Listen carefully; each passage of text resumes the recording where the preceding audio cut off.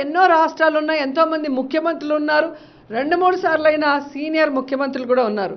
కానీ ఎవరు ప్రజలకు చేయనటువంటి విధంగా ఈరోజు జగన్మోహన్ రెడ్డి ప్రతి కుటుంబానికి ఒక కొడుకులాగా, ఒక అన్నలాగా, ఒక తమ్ముళ్లాగా, చిన్నపిల్లలకి మేనమామలాగా ఆ కుటుంబంలో ఎంతమంది ఉంటే ఆ పేదవాళ్ళకి ఏ వెల్ఫేర్ స్కీమ్ ఎలిజిబిలిటీ ఉంటే అన్నీ కూడా ఇచ్చి ఒక ఆర్థిక భరోసాని ఇవ్వటమే కాకుండా వారి జీవితాల్లో వెలుగు నింపుతూ ఆ కుటుంబంలో ఉన్న పిల్లలకి విద్యను అందిస్తూ ఆ కుటుంబం మొత్తానికి కూడా మంచి ఆరోగ్యాన్ని అందిస్తూ ముందుకు వెళ్తున్నారు. అలాంటి జగనన్న ఈరోజు అంటే జనవరి 9th ఏదైతే పాదయాత్ర ముగిసిన రోజు, ఆ రోజు నాకు ఇంకా బాగా గుర్తు. మేమందరం కూడా జగనన్నతో ఉన్నాం. సో చాలా మనస్ఫూర్తిగా ప్రజలకు వాగ్దానం చేశాడు. నేను అధికారంలోకి వచ్చిన తర్వాత మీ ఇంట్లో బిడ్డ ముఖ్యమంత్రి అయితే ఏ విధంగా మీకు పని చేస్తాడో అలా ప్రతి ఇంటికి నేను చేస్తానన్నారు.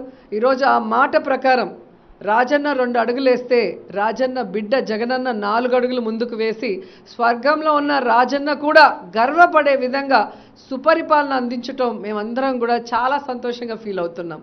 ఎందుకంటే జగనన్న వెనక ఏ నమ్మకంతో అయితే మేము నడిచామో, జగనన్న మీద ఏ నమ్మకంతో అయితే ప్రజలు ఓటేశారో ఆ నమ్మకం వమ్ము కాకుండా ఈరోజు జగనన్న ఈ రాష్ట్రంలో మరి ప్రతి పేదవాడికి నేనున్నాను అంటూ సంక్షేమాన్ని, అభివృద్ధిని 2 సమంగా అందిస్తున్నారు.